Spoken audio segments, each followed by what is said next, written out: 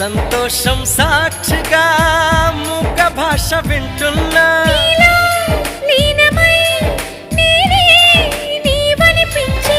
మరొక్క మారను ఆ మాట మనస్సు వింటుంది పదే పదే ఎదని మాటే స్మరిస్తూ ఉంటుంది నా ప్రాణమా సుస్వాగతం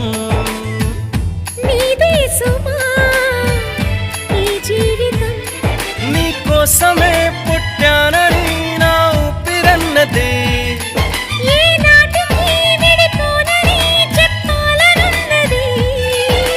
మరొక్క మారను ఆ మాట మనస్సు వింటుంది